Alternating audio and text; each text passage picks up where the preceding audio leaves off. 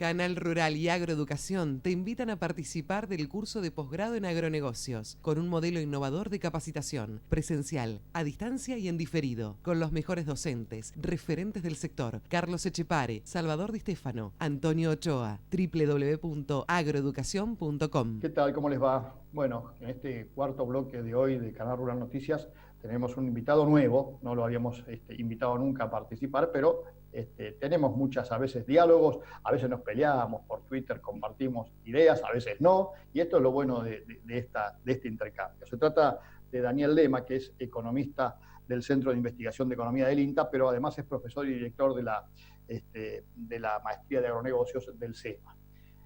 Daniel, en estos últimos tiempos lo que nos ocupó un poco a los dos fue, primero agradecerte, por supuesto, que nos recibas en tu casa, me imagino. Al contrario, gracias.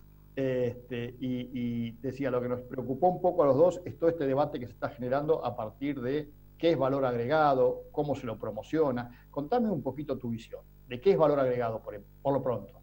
Bueno, gracias Carlos por la invitación y por la introducción. Bueno, en principio, un poco todo este debate viene desde hace bastante tiempo. Yo he escrito algunos artículos, recientemente 2 artículos, uno justamente sobre el tema de valor agregado en el sector agroindustrial y otro sobre derechos diferenciales de exportación. Y la primera cosa es que el tema de valor agregado tiene una definición bastante exacta en economía de valor agregado. Es una cuestión contable.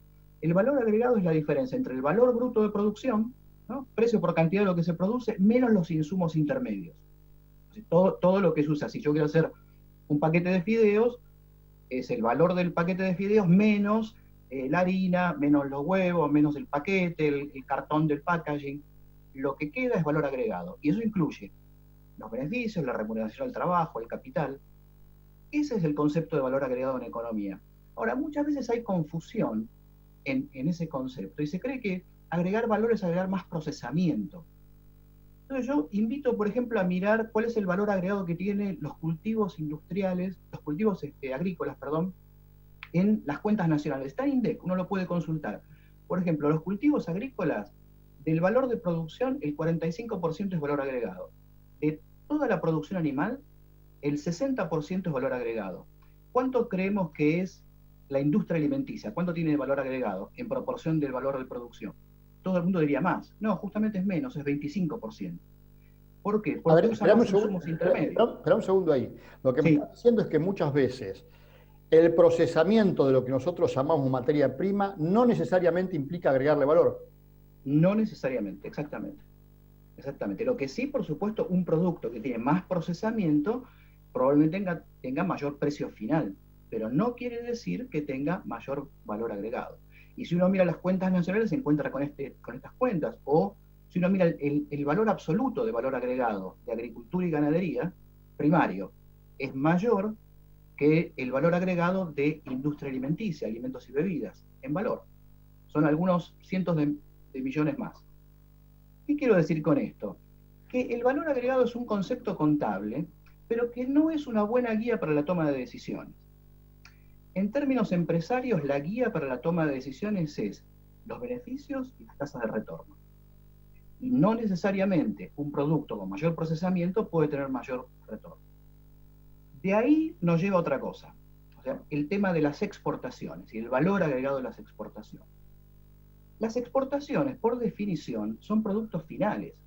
Es decir, cuando uno calcula el Producto Bruto Interno, toda la producción de bienes y servicios de la economía en un año son bienes finales. ¿Por qué finales? Porque si uno cuenta finales e intermedios, duplica. Entonces contaríamos los fideos, el trigo, 2 veces, digamos. Entonces, solamente los finales. Las exportaciones, por definición, son bienes finales. Entonces, ¿qué ocurre? Cuando uno dice cuánto de las exportaciones es valor agregado, por definición, es el 100%. ¿Por qué? Porque es todo un producto final que cuenta como parte del producto. Entonces, cuidado con estas confusiones, porque uno puede pensar que exportar con mayor grado de procesamiento, ese dólar que se exporta es mejor que el dólar de una tonelada de trigo. No necesariamente. De hecho, en el margen, o como decimos en economía, el retorno debe ser el mismo entre exportar fideos o exportar trigo. Entonces, ¿qué hay que pensar, digamos? En realidad, la forma de pensar en términos económicos es, si lo que exportamos, si el dólar que exportamos, medido a los precios internacionales, nos costó menos que $1 producirlo. ¿Por qué? Bueno, porque así es como tenemos un excedente. Veamos el ejemplo de algunos casos de transformación de productos que generan esta confusión.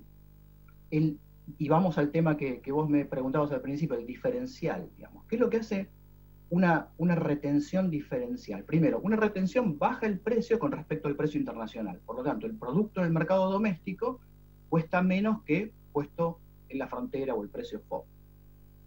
Cuando ese producto se destina a consumo, el consumidor local se beneficia porque recibe un precio más bajo para los bienes que tiene que comprar.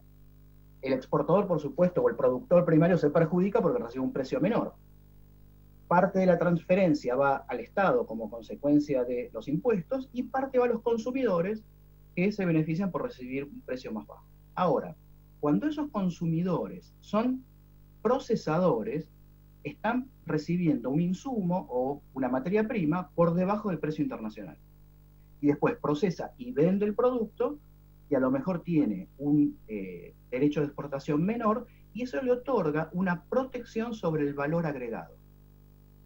Esa es la historia, digamos, del diferencial de los 3 puntos entre aceite de soja, 3,5 en algún momento, entre aceite de soja, harina y poroto de soja. Esos 3,5 puntos no hay que medirlos como 3 puntos, sino como qué porcentaje de protección otorga sobre el valor agregado, sobre el procesamiento. En general, como son industrias capital intensivas, lo que se llama protección efectiva sobre el valor agregado tiende a ser muy alta. Eso da mucha protección. ¿Qué otro efecto tiene esto? Que distorsiona las tasas de retorno. Las tasas de retorno de la producción primaria y de la industrial empiezan a cambiar. El retorno al capital, porque un productor primario, un productor de soja, no lo podría pensar de la siguiente manera. ¿Qué es lo que hace? Toma poroto de soja, semilla, y le agrega fertilizante, servicios de capital, servicios de trabajo, en la renta de la tierra. Finalmente le está agregando insumos intermedios y valor, procesa la semilla y genera una tonelada de soja que tiene un valor mucho mayor. También está transformando y agregando valor. Entonces, ¿qué es lo que ocurre cuando se distorsionan las tasas de retorno? Y empiezan a distorsionarse las asignaciones de recursos. Y eso genera problemas en la economía porque no sabemos muy bien, digamos, cuál es la eficiencia relativa de las actividades. Volviendo al extremo de los diferenciales, el caso arquetípico fue el caso del biodiesel, en el cual el diferencial era tan grande que convenía procesar el aceite, convertirlo en biodiesel, ponerlo en el mercado internacional a un precio menor que el aceite, que era el insumo con el que se había utilizado para producirlo. Y eso, en términos económicos, es bastante raro, porque lo que estamos haciendo es vender un producto elaborado, biodiesel, a un precio menor que el insumo. Lo que pasa es que por el diferencial impositivo convenía venderlo elaborado. Ahora, ese diferencial impositivo que permitía hacer eso era claramente favorable para quien producía, entre comillas, el biodiesel. No llegaba al productor. Bueno, el tema es que hay una discusión acerca de si la industria de procesamiento puede ser una industria competitiva. Esa renta que se genera induciría a la industria a pujar, digamos, por materia prima y llevaría el precio para disipar esa renta. Sucede que como no es una industria competitiva, es una industria relativamente concentrada, esa puja, digamos, no es tan real, digamos. Entonces los precios se diferencian con respecto a los internacionales y generan transferencias de la producción primaria hacia la producción industrial. Ahora, esa transferencia es una transferencia, podríamos decir en términos económicos, de capitalista terrateniente, porque finalmente el propietario de tierra es un productor capitalista, digamos, que tiene un capital invertido en tierra, a capitalista industrial que invirtió en máquinas. Es una transferencia de rentas de capital a capital, básicamente. La verdad es que uno podría tener más simpatías por uno o por otro, pero yo no veo justificación económica para hacerla. Exactamente. Y ahora, frente a una industria que hoy te plantea que está sobredimensionada, porque de hecho la industria aceitera está hoy con un crecimiento que ha sido consecuencia, entre otras cosas, del beneficio que le provocaba este diferencial. Este, lo que debería hacerse es promover en todo caso la producción de la materia prima que necesita esa industria para tener la cantidad suficiente para procesar. Bueno, ese es un punto interesante, digamos, porque ¿qué ocurre? El tema es que esto se puede hacer, digamos, diferenciar las tasas de retorno. Lo que no se puede hacer es obligar al que produce la materia prima a producirla. Entonces tenemos el fenómeno que la producción de soja está en unos 50 y pico millones y está a ese Estabilizada, nivel. planchada.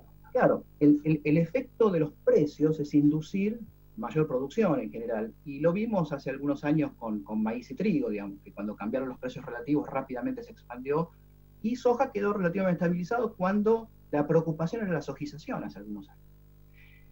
Sí, el tema del exceso de capacidad probablemente, teniendo en cuenta que es una industria relativamente concentrada, son unas 8 o 9 firmas que manejan buena parte del volumen, es un fenómeno bastante extendido el tema de, en mercados poco competitivos, el exceso de capacidad ociosa. Es un fenómeno que se estudia en la organización industrial. Pero probablemente la solución venga por procesar mayor cantidad de materia prima local, y acá creo que vamos a disentir con tu visión, o inclusive importada.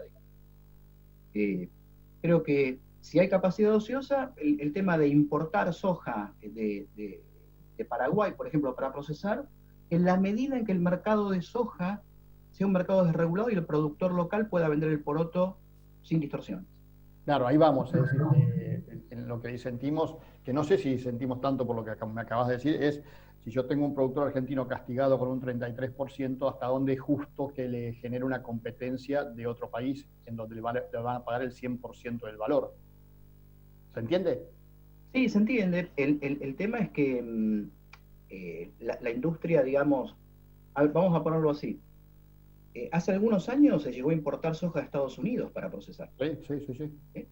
Lo que demuestra que el negocio, cuando los precios funcionan, es bastante rentable, porque si eso se estaba triangulando por el problema de la guerra comercial de Estados Unidos con China. Pero si el negocio daba para triangular desde el Golfo, traerlo a Buenos Aires, procesar y mandar a China, evidentemente cuando los precios funcionan, el negocio es un negocio bien interesante. Ahora, yo creo que sí, en términos de que uno asegure igualdad de tratamiento, no veo mayor problema a la importación para exportación. Daniel, te Ahora, mando. yo tengo una visión bastante, que disiente bastante de la media, digamos, así que soy como un caso raro, digamos, entre los que miran el sector con esta visión. No tengo nada en contra de la producción de aceite, de biodiesel o de cualquier producto, digamos. Para mí, $1 exportado de soja o de diésel o lo que fuera, para mí $1 es $1. El punto es que haya igualdad de tratamiento y horizontalidad en las medidas. Daniel, Porque acá hay otra dimensión importante que yo siempre insisto, es una cosa son lo que llama la economía positiva. Yo hago el análisis de, bueno, cuáles son las consecuencias de esto, pero también la política agrícola, genera incentivos dinámicos. ¿Esto qué quiere decir? Que genera incentivos a comportamientos, a modificar conductas, y todo este tipo de medidas discrecionales generan lo que se llama búsqueda de rentas o actividades no directamente productivas. Se dedican muchos recursos a hacer lobby para obtener pequeñas ventajas. Y esto ocurre cuando se abren ventanillas, digamos, ¿no? Cuando se abren ventanillas, obviamente la gente va a acercar a la ventanilla para conseguir algún beneficio. Y se dedican muchos recursos a esto, y esto genera cuestiones bastante perversas en la economía. Voy a dar un ejemplo, digamos. Te digo, ¿sabés cuál es un ejemplo sistemático de diferenciales de derechos de exportación y derechos de exportación muy altos que han llegado a destruir actividades completamente del sector agrícola primario? África subsahariana. Después de la descolonización, cuando se produce la descolonización, los gobiernos africanos optaron por este tipo de políticas. El resultado fue desastroso y hay literatura muy interesante sobre el tema. Daniel, te agradezco muchísimo y da para seguir hablando un rato largo, así que te comprometo a que con más tiempo nos pasemos un fin de semana hablando de estos temas y otros temas que a veces también debatimos, que es el tema de las rentas, los alquileres y las políticas del mundo, las intervenciones del Estado, ¿te parece? Con mucho gusto. Siempre dispuesto al debate. Ya te comprometo. Un gran abrazo. Un abrazo. Chao. Vamos a la pausa y seguimos en esta edición de Canal Rural Noticias.